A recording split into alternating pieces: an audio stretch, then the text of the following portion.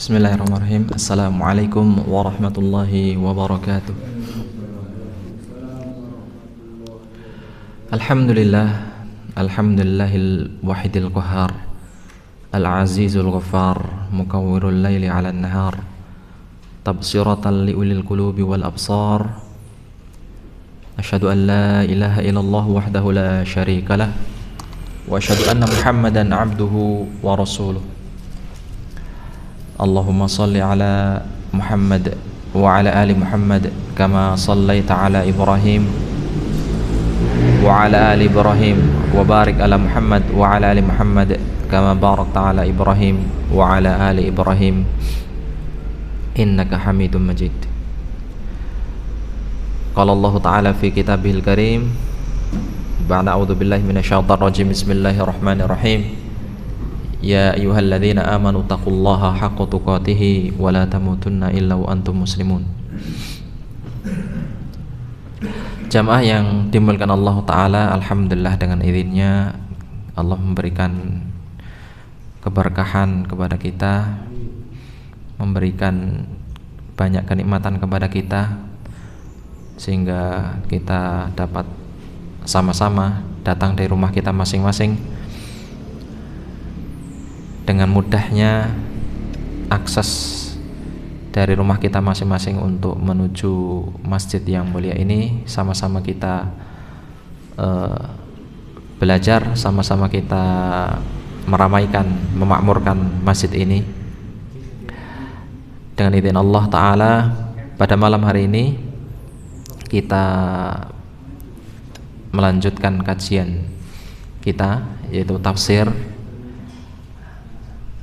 yang kita ambilkan dari kitab Taisirul Karimur Rahman fi Tafsir Kalamil Manan atau Tafsir Abdurrahman As-Sa'di. Alhamdulillah kita sudah sampai pada surah Asy-Syams, surah Asy-Syams. Pada minggu lalu kita libur ya, karena kondisi yang masih kurang fit ya.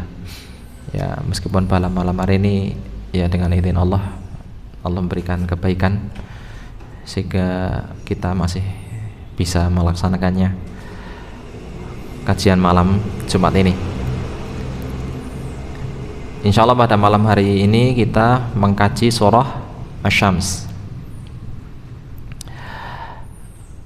Sebelum kita mulai mengkaji tafsir dari surah Asy-Syams, kita baca terlebih dahulu, kita benarkan bacaan yang salah ya, kita luruskan bacaan yang salah, kita koreksi bacaan yang salah, kemudian kita benarkan supaya bacaan kita tepat, benar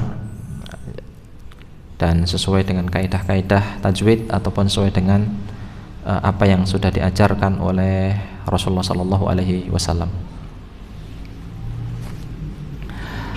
Ikuti, kemudian dengarkan, kemudian ikuti. A'udzu billahi minasy syaithanir rajim.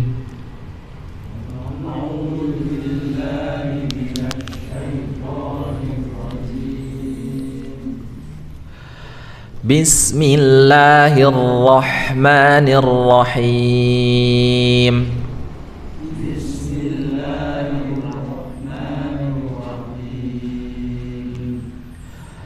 Wasyamsi waduhaha.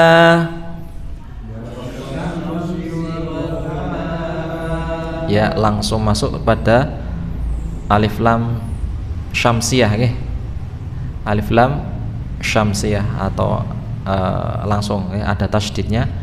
Wash, jangan sampai wash ada terjeda, tapi langsung masuk. Wasyamsi waduhaha.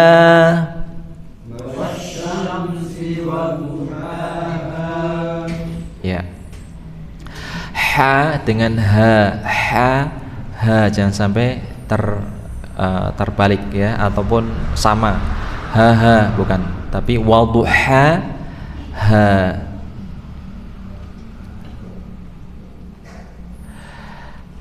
Kemudian ayat yang kedua, wal qamari idza talaha.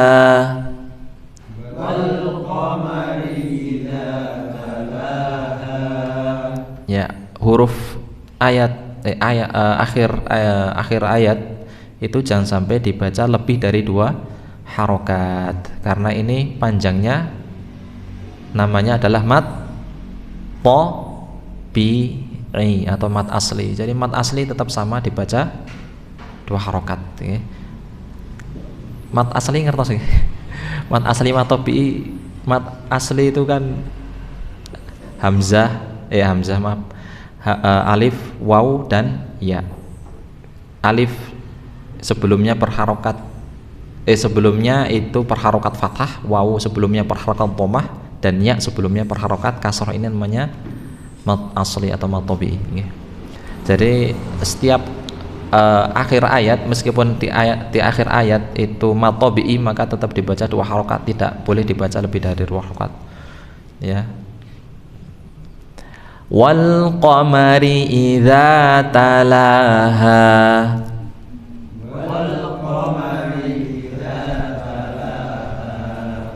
Ya, banyakkan seseorang ketika membaca panjangnya di akhir ayat tidak tahu apakah itu mat tabi'i atau bukan, dibaca panjang-panjang, padahal keliru ya. Ketika mat tabi'i tetap dibaca 2 harokat. Kalau mat wajib dibaca, misalnya bukan mat tabi'i misalnya, atau di akhirnya itu ada 1 huruf lagi, maka itu bisa dibaca sampai 4 harokat, 6 harokat ya. Tapi kalau mat tabi'i, mat asli tetap dibaca 2 harokat. Kemudian ayat yang ketiga, wan nahari idza jallaha.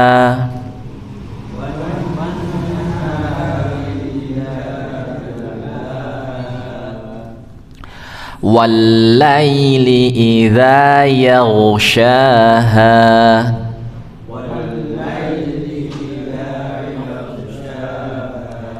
Yaghshaha. Ya, bukan bukan tapi bukan bukan, tapi yaghsha ya. Bukan tapi ya. Jadi kalau itu ya-nya memanjang, kemudian dia ikut menebal. Kita ulangi, wal laili idza yaghshaha.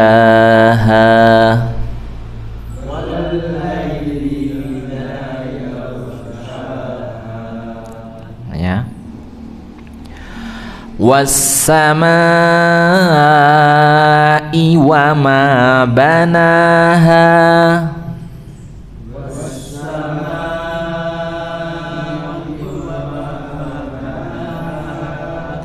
Wal ardi wa ma tahaha.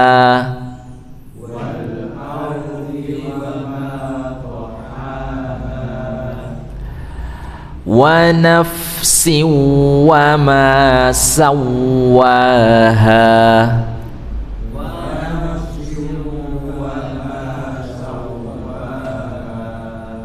Ulangi, wa nafsin wa ma sawwaha.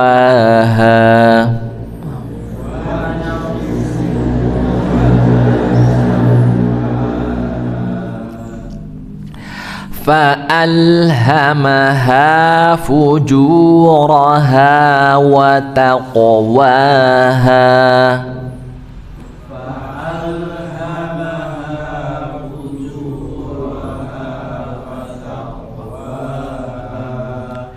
Wa taqwaha.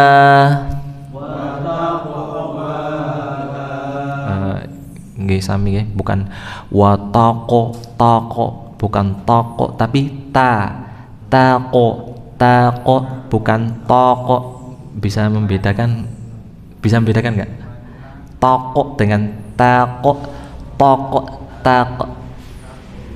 tako, tako dengan toko, toko,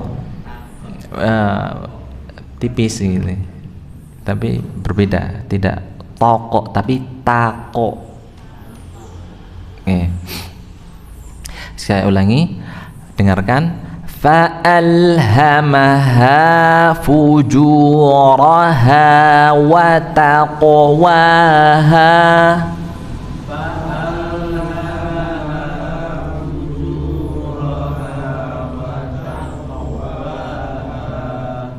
ya.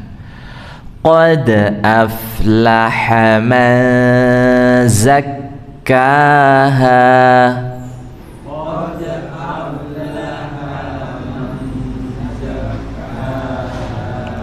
Ulangi nggih. Qad aflaha man zakkaha.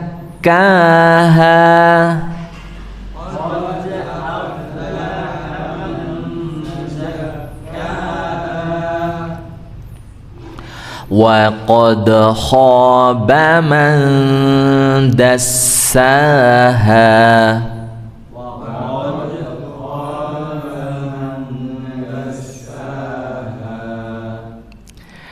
كذبت ثمود بطغواها.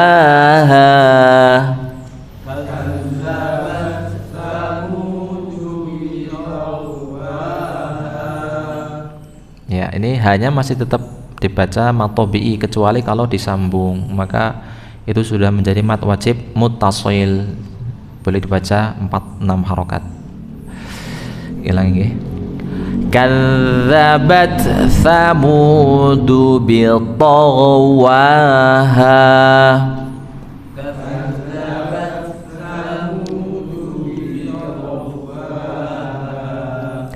إذ انبعث أشقاها.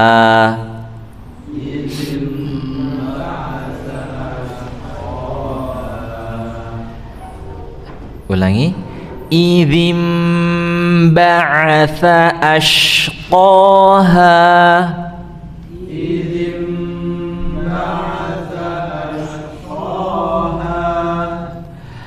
فقال لهم رسول الله ناقة الله وسقياها.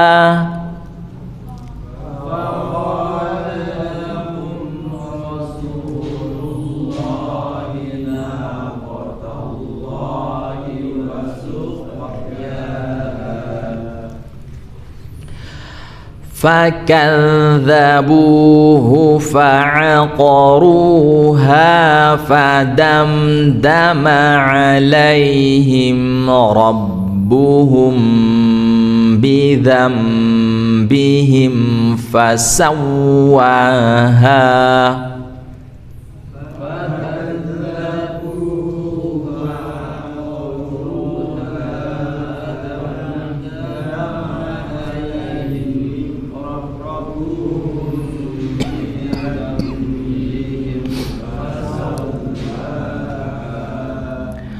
ولا يخاف عقباها.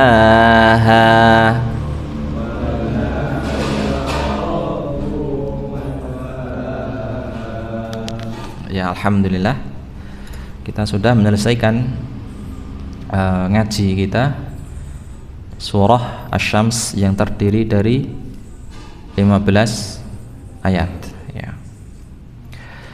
Jamaah yang dimuliakan Allah Ta'ala, sekarang kita mulai masuk ke surah Asy-Syams nih. Surah Asy-Syams wahiyya makiyah. Surah Syams ini adalah surah yang turun, termasuk tergolong dari surah makiyah, yaitu surah yang turun sebelum Rasulullah sallallahu alaihi wasallam hijrah ya.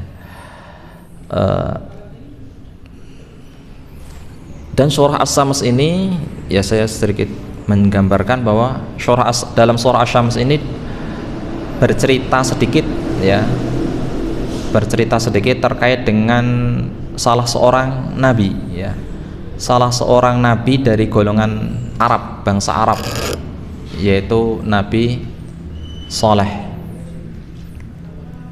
Jadi nabi itu rata-rata mayoritas itu bukan Arab, kecuali hanya 4 nabi. Siapa saja? Nabi dari golongan Arab, Nabi Muhammad, kemudian Nabi Syuaib, Nabi Saleh, terus Nabi Hud, ya. Nabi Hud ini adalah golongan orang Arab, Nabi Arab. Ya, selain dari luar itu adalah bukan orang Arab. Ismail bukan orang Arab, Nabi Ismail, ya. Ya, bapaknya orang ya bukan Arab, Ajam, ya. Ajam, orang di luar Arab itu namanya Ajam. Kita itu orang Ajam. Nama di luar Arab namanya Ajam. Ya, orang Arab. Nah, dalam surah ini dikisahkan terkait dengan kisahnya salah seorang nabi dari golongan Arab, ya. Namanya adalah Nabi Saleh, ya. Dengan sukunya yaitu kaum Thamud. Kemudian jamaah yang dimulakan Allah Ta'ala, surah ini adalah surah yang termasuk kalau dalam apa yang diajarkan oleh Rasulullah SAW ketika dibaca, ya, ketika membaca surah ini adalah termasuk dari surah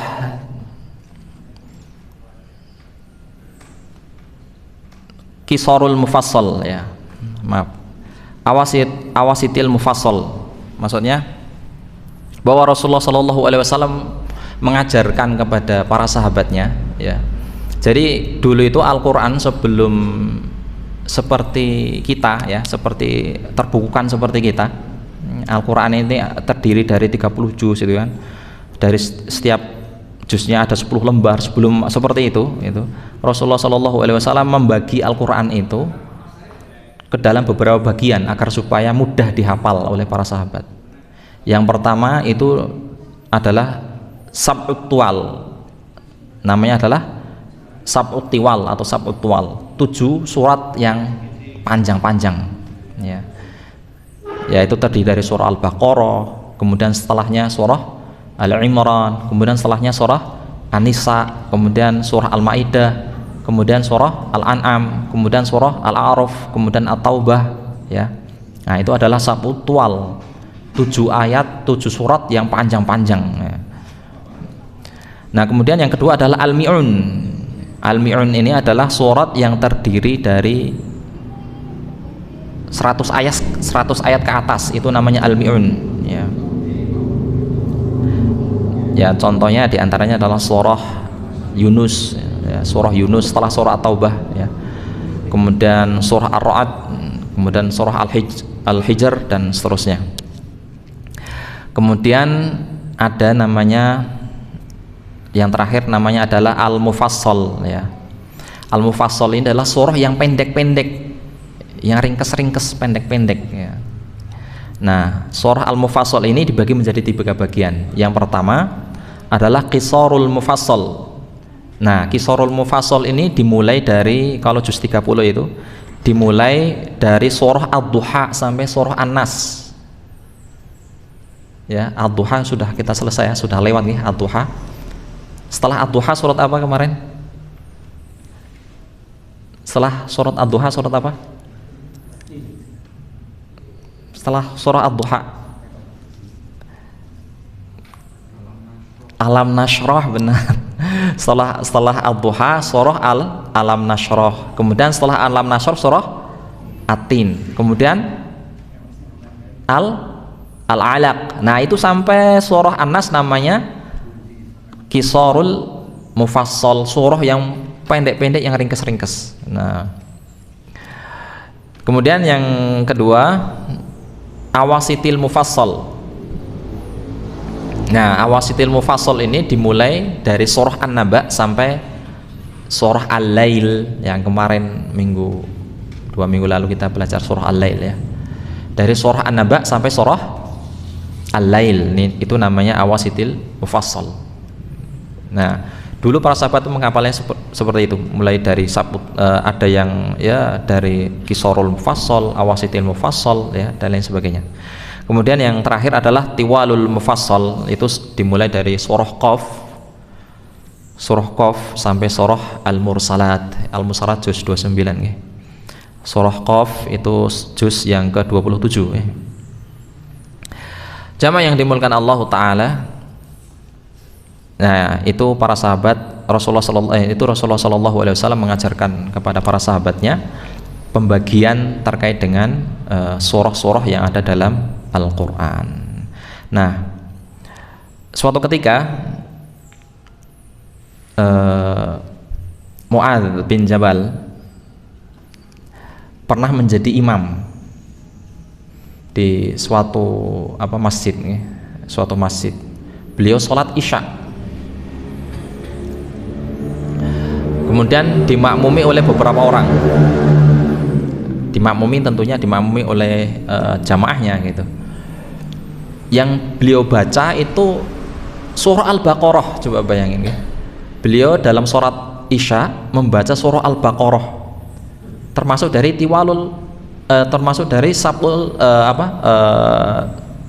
sab'ut tuwal ya, termasuk dari 7 surat yang panjang. Beliau membaca surah Al-Baqarah dari Alif Lam Mim Dzalikal Kitab sampai selesai. Ada satu orang makmumnya itu nggak kuat karena saking panjangnya bacaan yang dibaca oleh Mu'adz bin Jabal. Karena saking nggak kuatnya, akhirnya orang ini mundur gitu. Mundur kemudian sholat sendiri. Setelah sholat sendiri ya pulang karena sudah nggak kuatnya, begitu lamanya berdirinya. Itu baru 1 rakaat. Mu'adz bin Jabal ini baru 1 rakaat itu membaca 1 surat, itu surat Al-Baqarah ya. Baru mulai dari Alif Lam Mim Dzalikal Kitab sampai la yukallifullahu nafsan, itu baru satu rakaat. Bayangin berapa lama gitu. Satu surat Al-Baqarah kan terdiri dari 2 juz lebih, 2 juz setengah.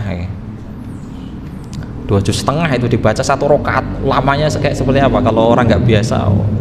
Ya lama sekali ya. Satu jamaahnya itu nggak kuat, kemudian beliau mundur gitu, kemudian sholat sendiri, setelah sendiri pulang. Kemudian ketika sholat sudah selesai ya, kemudian ada orang yang ngomong ke Mu'adz bin Jabal sebagai imam, Mu'adz, ini tadi ada yang mundur nggak ikut jamaah gitu kan. Kemudian dia pulang. Nah, terus si Mu'adz ngomong, wah dia munafik, kata gitu. Dia munafik, kata Mu'adz gitu. Kemudian setelah itu orang yang mundur nggak kuat dengan berjamaah dengan Mu'adz ini dengar apa yang diomongan oleh Mu'adz gitu kan. Dituduhnya bahwa dirinya adalah seorang munafik gitu. Kemudian dia nggak terima dengan kata-kata yang dilempar, yang dituduhkan oleh Mu'adz tadi. Dia nggak terima, kemudian datang kepada Rasulullah Sallallahu Alaihi Wasallam. Dia mengadu kepada Rasulullah. Dia datang menemui Rasulullah, kemudian menceritakan kronologinya, gitu kan. Kejadiannya seperti ini. Mu'adz itu membaca surat Al-Baqarah 1 rakaat, saking lamanya nggak kuat, akhirnya saya mundur gitu. Kemudian setelah selesai sholat saya pulang duluan, dia malah menuduh saya sebagai seorang munafik gitu. Kemudian Rasulullah setelah mendengar cerita orang ini memanggil Mu'adz gitu. Mu'adz dipanggil oleh Rasulullah ya. Mu'adz dipanggil, kemudian apa kata Rasulullah? Rasulullah berkata kepada Mu'adz, ya Mu'adz, at-tadri an takuna fitanan. Wahai Mu'adz, apa kamu itu mau bikin fitnah gitu kan? Gara-gara kamu itu sholat dengan seperti itu, kamu bikin fitnah gitu. Dengan sholat seperti itu yang bikin lama seperti itu. Kata Nabi. Jadi langsung ditegur oleh Nabi Shallallahu Alaihi Wasallam. Kenapa nggak kamu baca Kenapa tidak kamu baca wasyamsi wa duhaha, kemudian sabbihisma rabbikal a'la, kemudian kenapa tidak membaca iqra bismi rabbikal a'la, dalam artian Nabi SAW memerintahkan kenapa nggak baca yang surat yang pendek-pendek saja gitu. Padahal makmum itu ya orang yang belum begitu paham, belum begitu belum begitu ngerti terkait dengan Islam gitu. Jadi jangan baca yang terlalu panjang sekali kayak surat Al-Baqarah, baca langsung selesai, ya orang pada lari gitu ya. Apalagi makmumnya itu adalah makmum yang belum biasa sholat di tempat tersebut gitu ya. Nah, setelah ditegur itu ya baru Mu'ad mulai merubah bacaannya, tidak lagi bacaan panjang-panjang seperti itu. Jamaah yang dimulakan Allah Ta'ala, jadi intinya bahwa ini adalah termasuk dari surat ini adalah termasuk dari surat yang surat yang awasitil mufassal ya, yang pertengahan ya, tidak begitu pendek sekali dan juga tidak begitu panjang sekali ketika kita dibaca dalam sholat. Jamaah yang dimuliakan Allah Ta'ala, kita mulai masuk pada pembahasan aqsama ta'ala bihadil ayat al-azimah ala nafsil muflihah wa ghairiha min nufusil fajirah. Allah Ta'ala bersumpah dengan ayat-ayat yang sangat mulia ini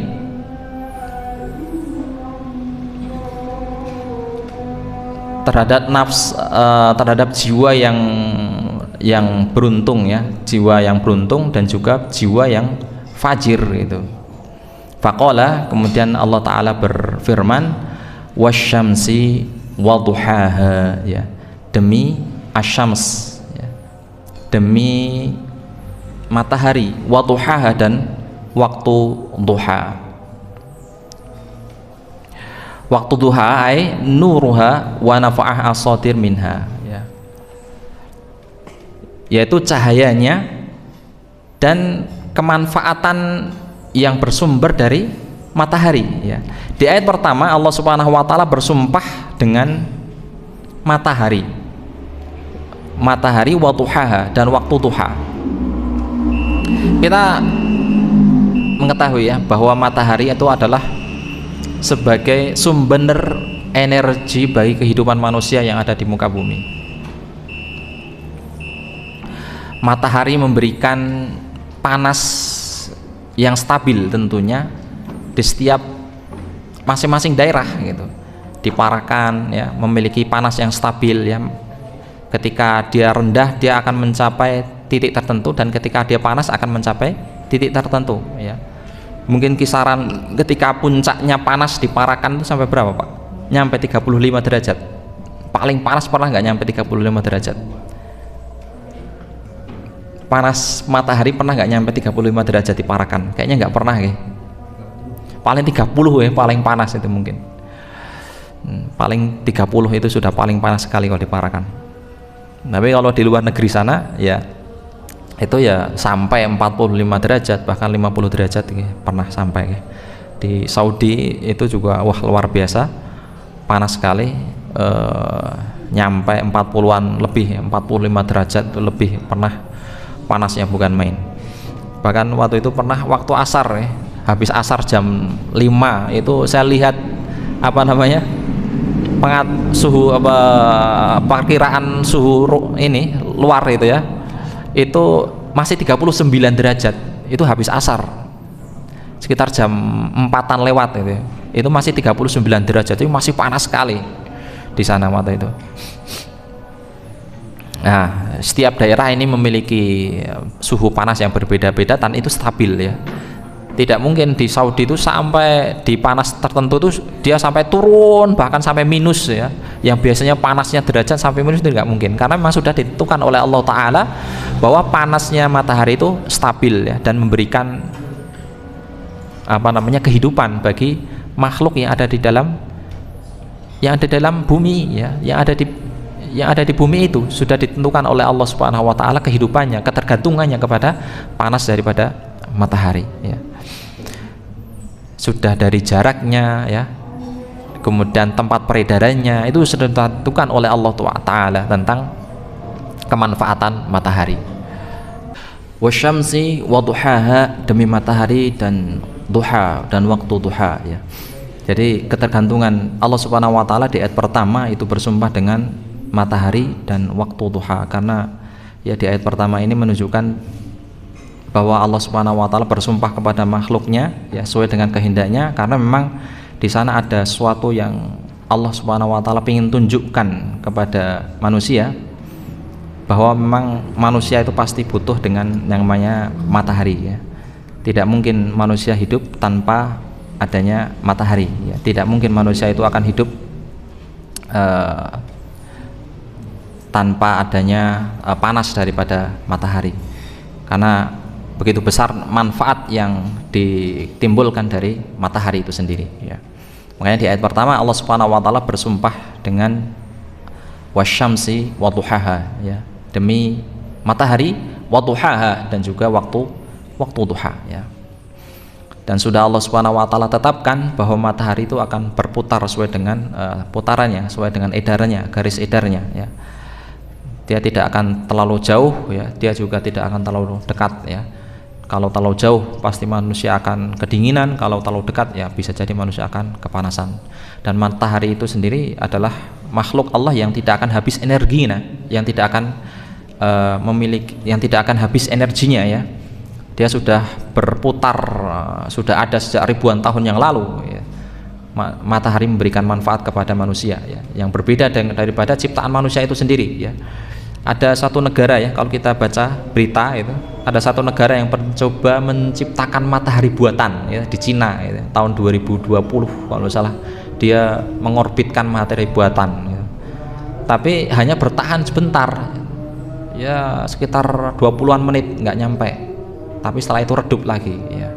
Nah ini matahari yang ciptaan Allah ini sudah ribuan tahun ya, ribuan tahun itu ada, itu tidak mengalami redup ya, tidak mengalami redup, tidak mengalami padam, dan terus berputar memberikan manfaatnya kepada manusia. Kemudian jamaah yang dimuliakan Allah Ta'ala,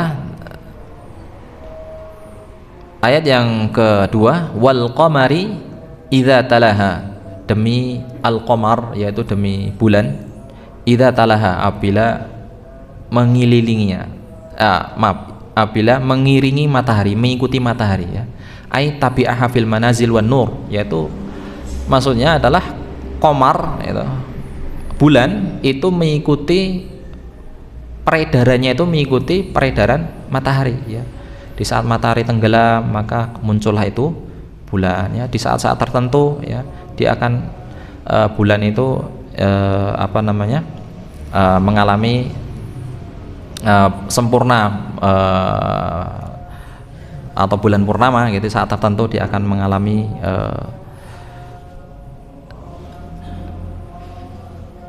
setengah ya dari bulan, dari ininya. Dan sebagian ulama mengatakan bahwa cahaya dari bulan itu ya dihasilkan dari pantulan matahari ya. Jadi cahaya yang didapatkan dari bulan itu karena berdasarkan pantulan dari sinar matahari. Wal qamari idza talaha, demi bulan idza talaha, apabila mengikuti matahari ya. Hanya itu kembali kepada asyams ya. Wan nahari, kemudian ayat yang ketiga, wan nahari idza jallaha, dan demi an-nahar, yaitu demi waktu an-nahar, waktu siang, idza jallaha, apabila menampakkannya ya. Menampakkannya ya.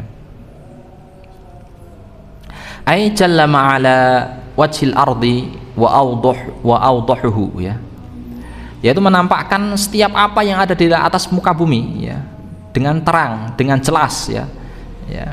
Ya pada waktu siang hari kan kita bisa melihat dengan jelas ya, bisa membedakan warna antara kuning, merah, hijau, biru, dan seterusnya. Kita juga bisa membedakan ini jauh, dekat, bisa membedakan keindahan ya, bisa membedakan hewan ya, antara sapi, kambing, dan lain sebagainya ya. Karena anhar ya, karena siang hari ya, karena siang itu ya fitrahnya adalah nampak segala apa yang ada di atas muka bumi ya. Allah Subhanahu wa taala bersumpah di ayat yang ketiga ini dengan waktu siang, karena dengan siang itu tampak segala sesuatu yang ada di atas muka bumi.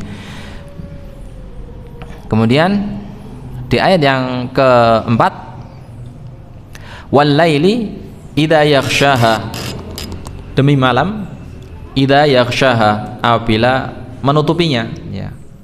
Ay yaghsha wajhul ardi fayakunu ma 'alaiha mudhliman.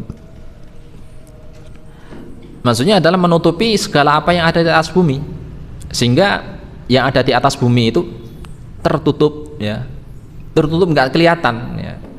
Nggak nampak, gelap, ya. Manusia tidak bisa melihat kalau tidak ada cahaya, ya. Mayoritas makhluk yang ada di bumi rata-rata itu tidak bisa melihat kalau tidak ada cahaya, ya. Tidak bisa membedakan warna, ya. Tidak bisa membedakan antara jauh dan dekat, ya. Apalagi di kegelapan yang sangat pekat, ya. Di tengah lautan, ya. Kegelapan yang sangat pekat, ya. Itu tidak bisa membedakan antara jarak dekat ataupun jauh, tidak bisa membedakan antara warna, tidak bisa membedakan yang lainnya, ya, dan lain sebagainya.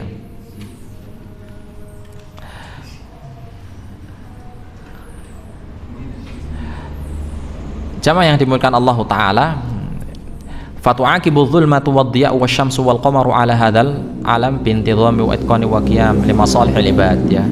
Allah Subhanahu wa taala menetapkan adanya kegelapan, kemudian ada siang, kemudian ada matahari, ada bulan, ya. Pada alam semesta ini, ya, sesuai dengan peraturan yang sudah ditetapkan oleh Allah Ta'ala, ya. Jadi sudah ditetapkan peraturannya, ya. Ada siang, ada malam, ada matahari, ada bulan, itu sudah ditetapkan ketentuannya oleh Allah Ta'ala. Kapan siang, ya, kapan itu malam, ya, kapan gelap, kapan itu terang, ya, ditetapkan oleh Allah Ta'ala. Wa limasalihil ibad, itu semua untuk kemaslahatan al-ibad, yaitu kemaslahatan hamba, ya, kemaslahatan umat manusia. Jadi semua itu untuk kemaslahatan manusia. Siang, malam, matahari, bulan, ya, bercahaya, ya, gelap, itu semua untuk kemaslahatan manusia. Tidak ada untuk yang lainnya, tapi kemaslahatan manusia. Manusia bisa hidup dengan itu. Kalau tanpa itu tidak bisa hidup, ya. Tidak mungkin manusia itu hidup dalam kegelapan terus, ya. Gelap, dalam kegelapan, ya, gelap terus, tidak bisa hidup. Dia pasti akan mati dengan kegelapan terus menerus, ya. Begitupun juga dengan siang terus menerus, ya. Dia tidak akan mungkin bisa hidup dengan kondisi yang terus menerus siang, ya. Dia pasti butuh keteraturan antara siang dan malam, kemudian matahari dan bulan, dan seterusnya. Dan ini akbaru dalilun ala anallaha bikulli syai'in alim. Dan ini merupakan salah satu dalil yang paling besar, ya, dalil yang paling nyata bahwa Allah itu bikulli syai'in alim, mengetahui atas setiap segala sesuatu, ya. Ya. Jadi setiap segala sesuatu itu diketahui oleh Allah Ta'ala, dalam kegelapan segelap apapun, ya, dalam persembunyian sesunyi apapun, pasti diketahui oleh Allah Ta'ala. Bahkan sampai daun-daun pohon, ya, rontok berguguran, itu diketahui oleh Allah Ta'ala, ya. Dalam kondisi apapun, dalam kegelapan seperti apa, dalam gelapnya lautan, dalamnya lautan, ya, itu diketahui oleh Allah Ta'ala. Kemudian wa ala kulli syai'in qadir, dan Allah itu mampu atas segala sesuatu. Allah mampu segala sesuatu, ya.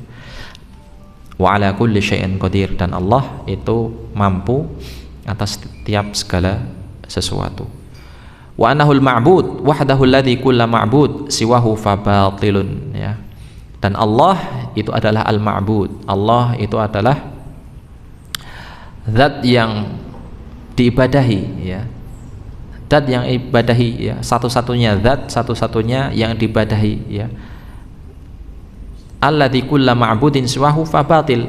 Sedangkan selain Allah, ya, sesembahan selain Allah itu adalah batil, ya. Ya.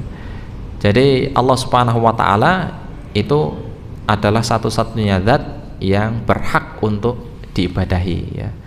Ya. Sedangkan selainnya, ma'bud, sesembahan selainnya itu fabatilun, itu adalah batil, ya.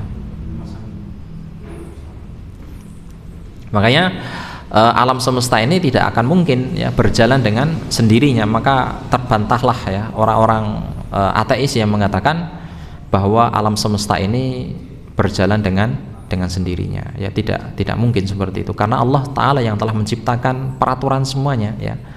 Peraturannya itu sudah ditetapkan oleh Allah. Allah yang menjalankan atas izinnya segala sesuatu, semuanya atas izin Allah Ta'ala. Makasih.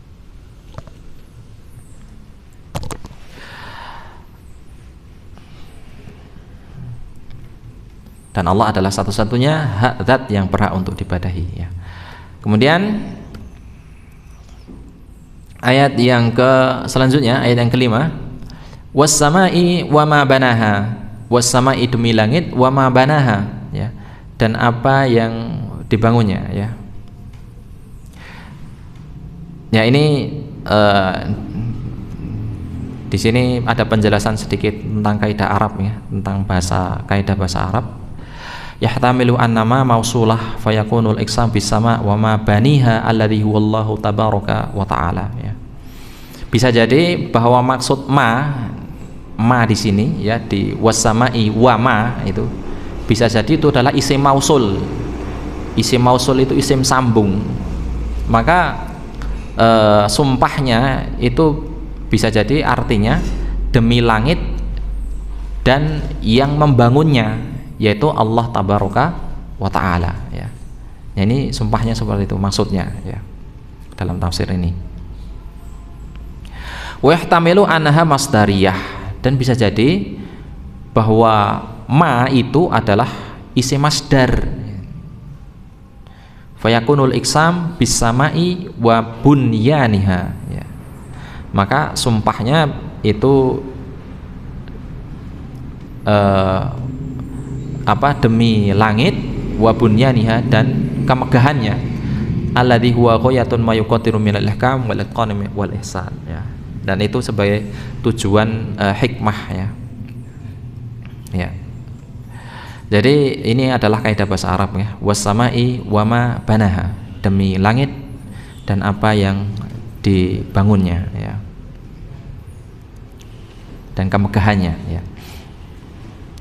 Ini menyebutkan dalam tafsir ini bisa jadi itu adalah isim mausul, atau bisa jadi ma itu adalah ma masdariyah, yang intinya, ya, pada dasarnya yang pertama itu demi langit dan yang membangunnya, yaitu Allah Ta'ala. Kemudian yang kedua demi langit dan kemegahannya, ya, kemegahan dari bangunan langit tersebut, ya.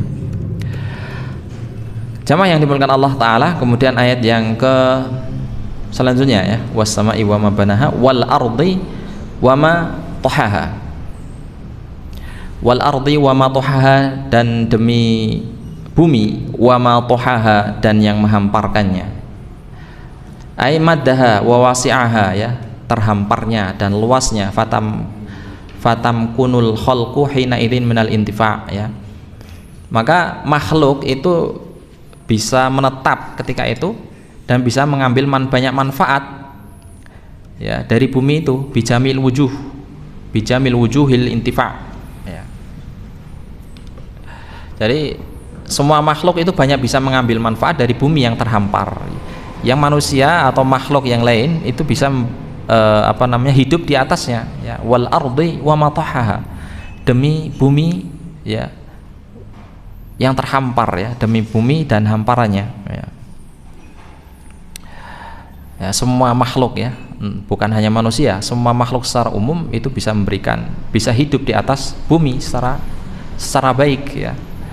Ya, entah itu binatang, entah itu ikan dalam lautan, ya, itu bisa hidup di atasnya, ya.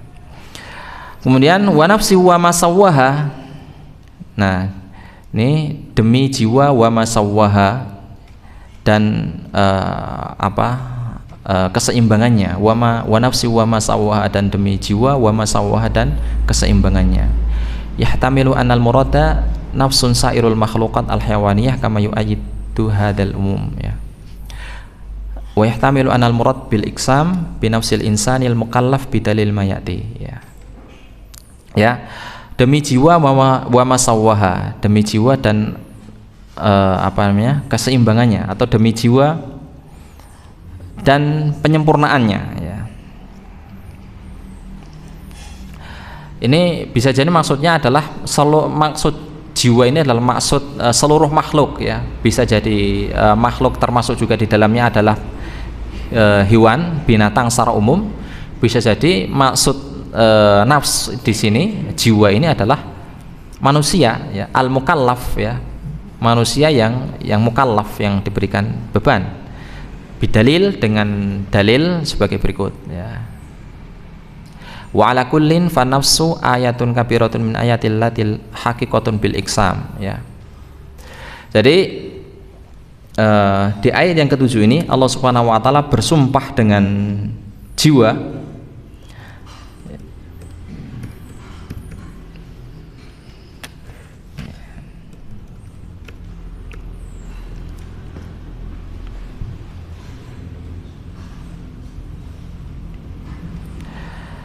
wa nafsi wa ma sawwaha, demi jiwa dan penyempurnaannya, atau demi jiwa dan keseimbangannya. Jadi Allah Subhanahu wa taala menciptakan, Allah Subhanahu wa taala bersumpah dengan jiwa dan penyempurnaan pada jiwa tersebut, ya.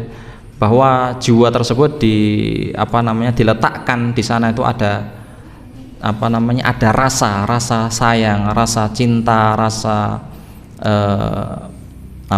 rasa cinta, rasa sayang, rasa benci, dan lain sebagainya. Karena pada dasarnya memang manusia itu jiwa itu memang imbang, itu diciptakan oleh Allah Ta'ala, ya, dengan berbagai macam rasa yang ada, ya. Karena ketika ketika jiwa itu tidak diletakkan padanya itu ada rasa seperti itu, tidak ada keseimbangan, ya, maka ya tidak ada faedahnya jiwa itu. Oleh karena itu Allah Subhanahu wa taala letakkan, ya, padanya itu keseimbangan dengan meletakkan rasa kasih sayang, dengan meletakkan rasanya cinta, kemudian benci, kemudian ada suka, ada yang tidak suka, ya, dan seterusnya. Karena memang itulah keseimbangan pada jiwa itu, ya. Wa nafsin wa ma sawwaha, demi jiwa dan keseimbangannya dan penyempurnaannya, ya. Akan tapi secara fitrah, ya, sebagaimana disebutkan dalam surah Ar-Rum ayat ke-30, ya, secara fitrah bahwa manusia itu dituntut untuk jiwanya itu selalu tunduk kepada Allah Ta'ala, sebagaimana disebutkan dalam surah Ar-Rum ayat yang ke-30, fa'akim wajhaka lid-dini hanifa fitratallah allati fataran nasa 'alaiha. Maka hadapkanlah wajahmu dengan lurus kepada agama Islam, ya, sesuai fitrah Allah, ya. Ya. Pada dasarnya memang manusia itu diletakkan padanya itu fitrah, ya, fitrahnya, lurusnya jiwa itu adalah ketika manusia itu sesuai dengan Islam, sesuai dengan apa yang Allah Subhanahu wa taala tetapkan padanya, ya. Allati fataran nasa 'alaiha, ya. Yang mana Allah yang telah menciptakan manusia menurut fitrah itu, la tabdila li khalqillah, tidak ada perubahan pada ciptaan Allah, ya. Kemudian di dalam hadis yang sangat terkenal yang mungkin kita sering mendengarnya atau kita bahkan hafal, kullu mauludin yuladu 'alal fitrah, ya. Setiap yang dilahirkan itu di atas fitrah, ya. Fa abawahu yuhawidanihi, maka kedua orang tuanya lah yang mempengaruhinya sehingga dia menjadi Yahudi au yunasironihi, atau orang tuanya lainnya yang menyebabkannya dia menjadi Nasrani, ayu majisanihi, atau orang tuanya inilah yang menyebabkan dia mempengaruhi menjadi seorang Majusi, ya. Ya, pada dasarnya manusia itu imbang, ya, kehidupannya, ya, dia lurus sesuai dengan fitrah yang telah ditetapkan oleh Allah Ta'ala.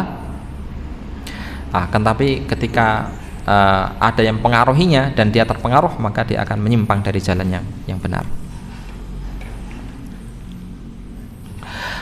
Sebagaimana disebutkan dalam salah satu hadis Nabi sallallahu alaihi wasallam, yaqulullah azza wajal, Allah Subhanahu wa taala berfirman, ini salah satu hadis qudsi, inni khalaqtu ibadi hunafa.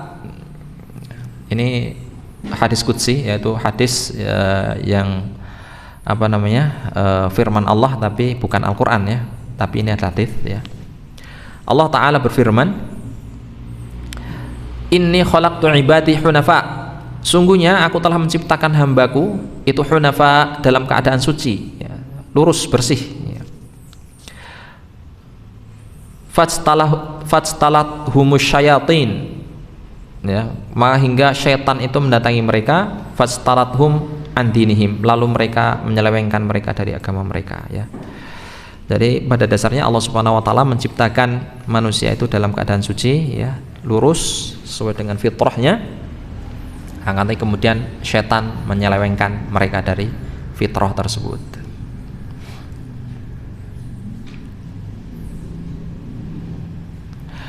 Kemudian di ayat yang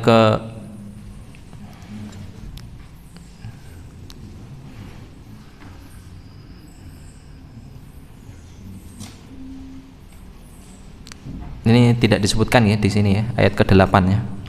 Ayat ke-8 ya. Qad aflaha man zakkaha ya. Ini ada yang terlewat yang tidak disebutkan dalam tafsir ini. Di ayat yang ke-8. Fa'alhamaha fujuraha wa taqwaha, tidak disebutkan. Tapi di sini langsung lancat di ayat yang ke-9. Qad aflaha man zakkaha, maka sungguh beruntunglah orang-orang yang menyucikannya ya. Tahara nafsahu minadz-dzunub ya, menyucikan dirinya dari berbagai dosa. Wa naqaha minal uyub ya, menyelamatkan dirinya dari aib ya, dari aib. Wa raqaha bi taatillah ya, kemudian dia mendekatkan diri dengan ketaatan kepada Allah. Wa alaha, dan mengangkatnya dengan bil ilmi an-nafi', dengan ilmu yang bermanfaat, wal amal as-salih ya, dan amal soleh ya. Qad aflaha man zakkaha, sungguh beruntunglah orang yang zakkaha, yang mensucikan jiwanya ya. Zakkaha itu maksudnya mensucikan, hanya kembali kepada jiwanya. Ini di ayat ke-7 ya. Wa nafsin wa ma sawwaha ya. Wa nafsi wa ma sawwaha fa alhamaha fujuraha wa taqwaha qad aflaha man zakkaha. Maka sungguh beruntunglah orang-orang yang mensucikan jiwanya ya, mensucikan jiwanya, yaitu mensucikan jiwanya dengan ketaatan kepada Allah taala ya. Suatu ketika Rasulullah sallallahu alaihi wasallam ketika membaca ayat ini ya, yaitu ayat yang ke-9 dan ke-10 ya. Qad aflaha man zakkaha wa qad khaba man dassaha. Beliau terhenti, kemudian Rasulullah sallallahu alaihi wasallam berdoa, Allahumma ati nafsi taqwaha anta waliyuha wa maulaha wa khairu man zakkaha ya. Jadi ketika Rasulullah membaca ayat surat ini, kemudian terhenti di ayat ini ya, ayat yang ke-9 ke-10 ya. Setelah terhenti, beliau membaca doa ini, Allahumma ati nafsi taqwaha, ya Allah, ati nafsi taqwaha, limpahkanlah ketakwaan ya, kepada jiwaku ini. Anta waliyuha, engkaulah pemiliknya. Wa maulaha, dan engkaulah pelindungnya. Wa khairu man zakkaha, dan engkau adalah sebaik-baik zat yang mensucikannya.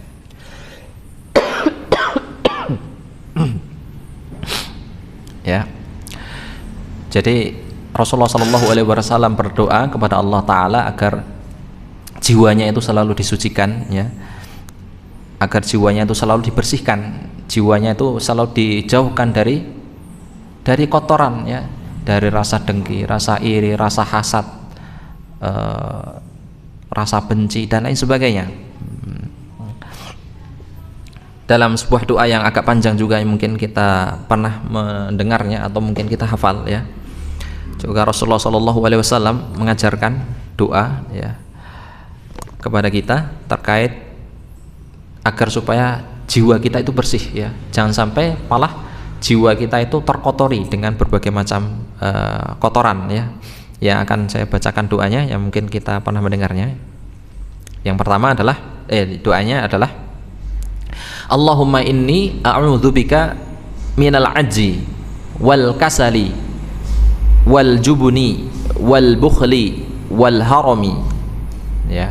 Ya Allah, a'udzubika minal ajzi, aku berlindung pada Engkau minal ajzi ya, dari kelemahan, wal kasali, dan dari kemalasan, wal jubni, dan dari kepikunan, wal harami ya, wal jubun, maaf, wal jubuni, dan dari penakut ya, wal bukhli, dan dari bakhil, dari bakhil ya, wal harami, dan dari kepikunan ya.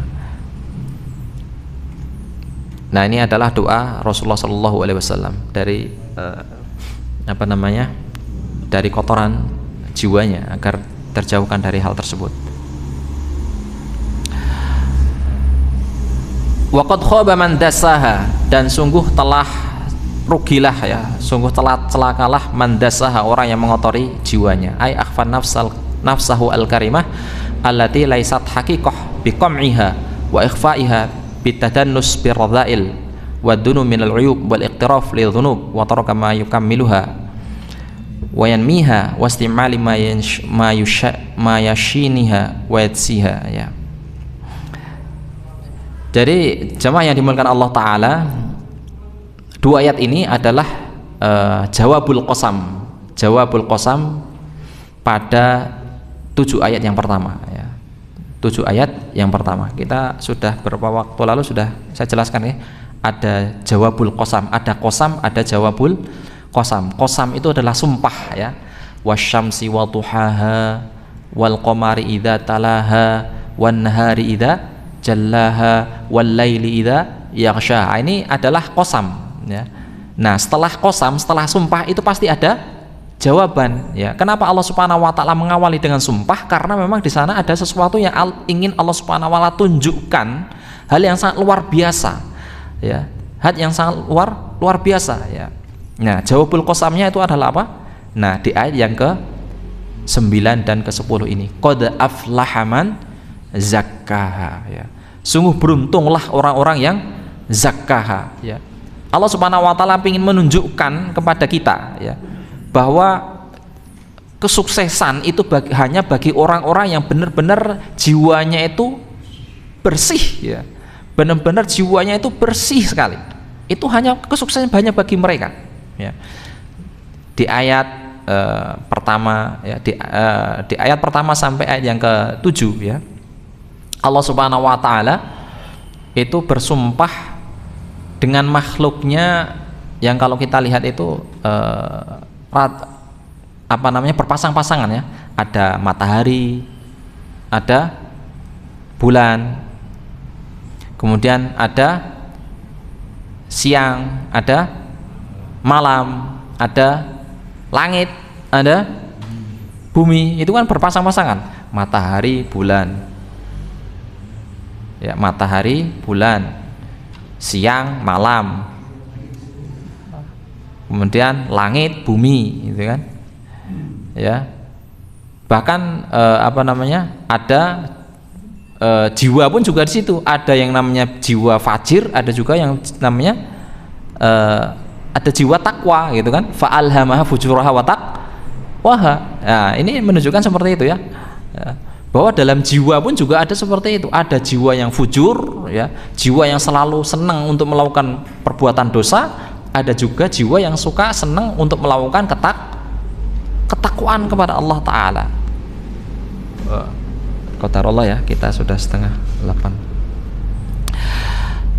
Jamaah yang dimuliakan Allah Ta'ala, mungkin saya cukupkan dulu, bisa melanjutkan untuk minggu depan ya, insyaallah, masih pada pembahasan surah Asy-Syams ya, itu masih ada kisahnya lagi nanti di ayat yang ke 12 sampai 15 ini.